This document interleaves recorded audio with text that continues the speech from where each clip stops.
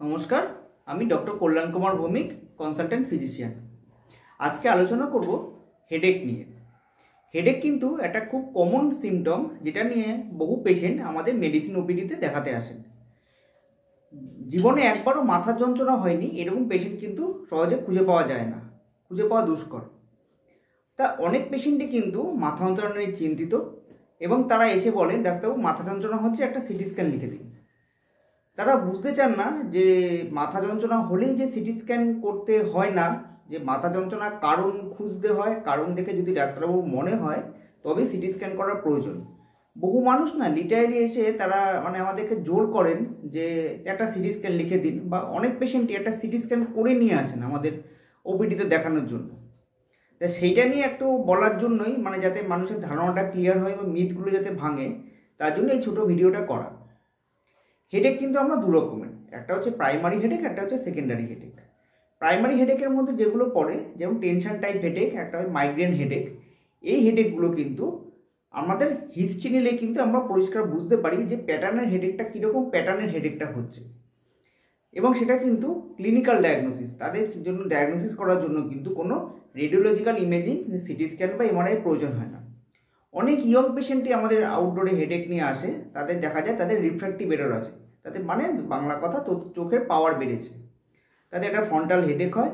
তাই দেখা যায় রিফ্র্যাক্টিভ এরর কারেকশন করলে, চোখে চশমা পড়লে দেখা যায় তাদের হেডেক চলে গেছে, তাদের ওষুধ খাওয়ার প্রয়োজন হয় না। অনেক পেশেন্ট দেখা যায় ক্রনিক সাইনোসাইটিসে ভুগছেন, তাদের হেডেক থাকে। আর এছাড়া tension type of headache, migraine headache তো আছে। সমস্যা হচ্ছে সেকেন্ডারি হেডেক নিয়ে, যেইটাকে ডাক্তারবাবুকে বুঝতে হবে। তখন সেক্ষেত্রে পেশেন্টকে সিটি স্ক্যান বা এমআরআই করতে হবে, বা আরও ফার্দার ইনভেস্টিগেশন করতে হবে, এবং দরকার লাগে পেশেন্টকে অ্যাডমিশন করতে হবে। সেই রেড ফ্ল্যাগ সাইনগুলো কি কি, সেকেন্ডারি হেডেক যেই যে কারণের জন্য হতে পারে, যেমন কোনো সিস্টেমিক ইনফেকশন হতে পারে, কোনো ব্রেনে টিউমার হতে পারে, মেনিনজাইটিস হতে পারে, কোনো ভাস্কুলাইটিস হতে পারে। এই সমস্ত হেডেকের কারণগুলোকে চিহ্নিত করার জন্য কিন্তু আমাদের রেডিওলজিক্যাল ইমেজিংয়ের প্রয়োজন হয়।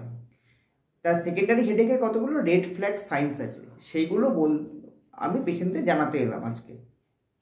যেমন কোনো পেশেন্টের যদি অনসেট অফ হেডেক, হেডেকটা শুরু হয়, age of onset of headache যদি মোর দেন 55 ইয়ার্সে হয়, বয়সের বেশি হয়, যদি বয়স্ক পেশেন্টের হেডেক হয়, এবং যদি কোনো পেশেন্ট যদি বলে তার সাডেন অনসেট সিভিয়ার হেডেক হচ্ছে, worst headache in the life. কোনো সময় পেশেন্ট এসে কমপ্লেন করে যে আমাদের হঠাৎ করে মাথা যন্ত্রণা শুরু হয়েছে, এবং এরকম মাথা যন্ত্রণা আমাদের জীবনে কোনোদিন হয়নি, সেই হেডেকের কিন্তু এবং সাথে হেডেকের সাথে অ্যাসোসিয়েটেড নেক রিজিডিটি আছে এবং জ্বর নেই, সেসব ক্ষেত্রে হেডেক সম্বন্ধে আমাদের সচেতন হতে হবে, কারণ সেটা একটা সাবঅ্যারাকনয়েড হেমারেজের কারণ হতে পারে।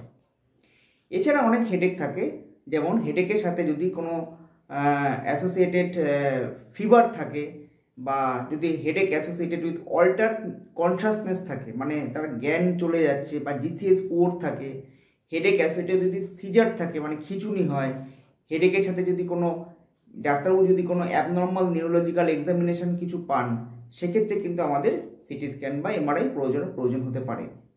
এছাড়া হেডেক যদি যে সমস্ত হেডেকগুলো, যেমন আগে বমি হয়, ভমিটিং প্রিসিডেড বাই হেডেক, যদি আগে বমি হয় তারপর হেডেক হচ্ছে, বা যে হেডেকগুলো আস্তে আস্তে ধীরে ধীরে বাড়ছে, এবং হেডেকগুলো পস্টারাল চেঞ্জ করলে হেডেক এক্সারশনে হেডেক বাড়ছে, এবং হেডেক যদি ব্যথাটা যদি বেন্ড হলে বাড়ে, কাশি দিলে হেডেক কাফিং হলে বাড়ে, লিফটিং হলে বাড়ে, সেই হেডেকগুলো কিন্তু আমাদের সচেতন হতে হবে। সেই হেডেকগুলো কখনো ব্রেন টিউমারের কারণ হলেও হতে পারে, যদিও সেটা পার্সেন্টেজ খুবই রেয়ার, ব্রেন টিউমার কিন্তু খুব কম পেশেন্টদেরই দেখা যায়। যদি ব্রেন টিউমারও হয়ে থাকে, সেক্ষেত্রে কিন্তু সিটি স্ক্যান করে কিন্তু আমরা খুব একটা কিছু ক্লু পাবো না, শুধু হয়তো ব্রেনে ইডিমা দেখতে পারবো। সেই ক্ষেত্রে কিন্তু আমাদের কন্ট্রাস্ট এমআরআই করা প্রয়োজন। এছাড়া হেডেকের সাথে যদি দেখা যায় নেক রিজিডিটি আছে, পেশেন্টের জিসিএস পোর, পেশেন্টের ফিভার আছে, এবং আই মুভমেন্ট করলে পেনটা বাড়ছে, সেক্ষেত্রে কিন্তু হেডেকে অনেক সময় মেনিনজাইটিস হতে পারে, সেই ক্ষেত্রেও কিন্তু আমাদের রেডিওলজিক্যাল ইমেজিং করা প্রয়োজন। এছাড়া যদি দেখা যায় কখনো হেডেক সাথে যদি দেখা যায় আমাদের জ ক্লডিকেশন আছে, পেশেন্টের চিবোতে গেলে কষ্ট হচ্ছে, হেডেকের সাথে যদি আরও কোনো সিস্টেমিক সাইন থাকে, স্ক্যাল্প টেন্ডারনেস থাকে, বা সেই সমস্ত হেডেক সম্বন্ধে আমাদের সচেতন হতে হবে। কোনো ভাস্কুলাইটিস হতে পারে, যেমন টেম্পোরাল আর্টেরাইটিস, এই সমস্ত হেডেকগুলো হতে পারে। এছাড়া দেখা যায় কোনো কোনো ক্ষেত্রে গ্লকোমার কারণেও হেডেক হতে পারে। অ্যাকুট অনসেট গ্লকোমা যদি হয়, হেডেক যদি চোখ লাল হয়ে যায়, চোখের আইবলগুলো বড় হয়ে যায়, মানে ডায়ালেটেড পিউপিল হয়, সেক্ষেত্রেও কিন্তু হেডেক হতে পারে। তাহলে আশা করি আপনাদের আমরা বোঝাতে পারলাম যে হেডেকের রেড ফ্ল্যাগ সাইনগুলো কী কী। দুমদাম করে হেডেক হচ্ছে, মাথা যন্ত্রণা হচ্ছে, সে কবে 5 বছর আগে একবার মাথায় চোট পেয়েছিলাম, বা মাথা যন্ত্রণা হচ্ছে, একটা সিটি স্ক্যান করে দেন ডাক্তারবাবু, যে মাথা যন্ত্রণা হচ্ছে, ঘুম হয় না, মাথা যন্ত্রণা হচ্ছে, একটা সিটি স্ক্যান করে দেন ডাক্তারবাবু, এইসব না বলে অন্তত বোঝার চেষ্টা করুন যে কখন হেডেক হলে আমাদের সিটি স্ক্যান বা রেডিওলজিক্যাল ইমেজিং বা যে এমআরআই করা উচিত। কেননা দুমদম করে সিটি স্ক্যান করতে একটা কারণে না করি, কারণ সিটি স্ক্যানে কিন্তু একটা রেডিওলজিক্যাল হ্যাজার্ড আছে, মানে একটা সিটি স্ক্যানে কিন্তু প্রায় 300টা এক্সরে সমান রেডিয়েশন হ্যাজার্ড হয়। এই জন্য ইয়ং পেশেন্টদের ক্ষেত্রে সিটি স্ক্যান করার আগে চিন্তা করা উচিত, কারণ সিটি স্ক্যান করলে ইয়ং পেশেন্টদের অনেক সময় দেখা যায় প্যাপিলারি কার্সিনোমা থাইরয়েড বলে একটা অসুখ আছে, সেটা সম্ভাবনা কিন্তু অনেক সময় অনেকাংশেই বেড়ে যায়। তাই আপনার চিকিৎসকের উপর ভরসা রাখুন, তিনি আপনাকে গাইড করে দেবেন কোন হেডেকে মানে আপনাকে সিটি স্ক্যান বা এমআরআই করা প্রয়োজন। আশা করি আপনারা ব্যাপারটা বুঝতে পারলেন।